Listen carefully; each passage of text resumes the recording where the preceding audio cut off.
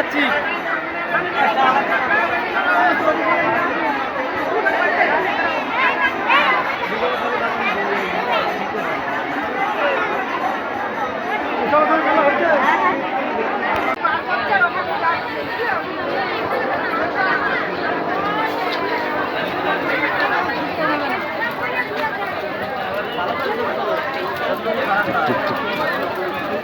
কি হলো দোকান কি নমো বিষ্ণু এষ শাচন্দনা পুষ্পবিল্ল পত্রাঞ্জলি নমঃ শিবায় নমঃ পুষ্পমে নমঃ রাজরাজেশ্বর।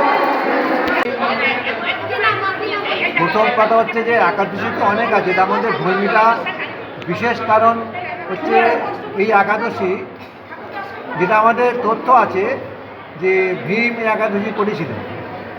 কারণ ভীম ওর মাকে বলেছিল, আমার যে গায়ের শক্তি, অনেক হস্তির শক্তি ওনার গায়ে, এটা শোনা যায়। তা ওর মা বললো যে ভীম একাদশী কর। তা ও বললো ভীম একাদশী করে কী হবে? বললো কর, তুই আগে পুষ্করিণী স্নান করে আয়। নদী বা পুষ্করিণী স্নান করে এসে কাঁপতে কাঁপতে আসছে।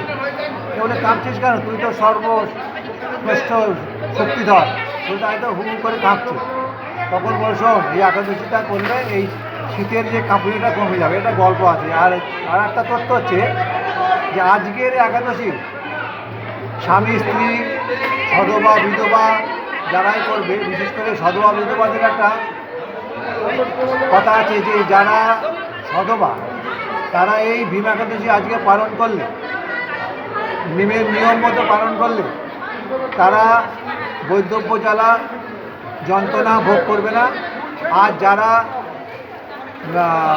বৈধব্য যন্ত্রণা ভোগ করছে তারা এই জন্মে যদি এই একাদশীটা পালন করে, তাহলে তারা পরবর্তী জন্মে এই বৈধব্য জ্বালা পালন করতে হবে। এটা তো এই একাদশী থেকে চতুর্দশী, মানে 18 দিনের মেলা। ভীম একাদশী থেকে শিব চতুর্দশী হচ্ছে শিবরাত্রি।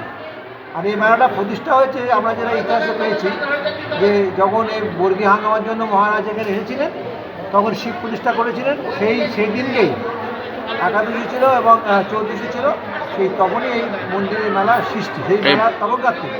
প্রশাসন ব্যবস্থা কেমন আছে? হ্যাঁ, প্রশাসনিক ব্যবস্থা খুব ভালো। সকাল থেকে আমরা প্রশাসনিক যারা হেল্প করতে এসেছেন, সাহায্য করতে এসেছেন, অফিসার এসেছেন, পুলিশের অফিসার এসেছেন। আপনার নাম? এসেছেন। আমার নাম স্বপন ভট্টাচার্য, পুরোহিত, শিবনিবাস মন্দির।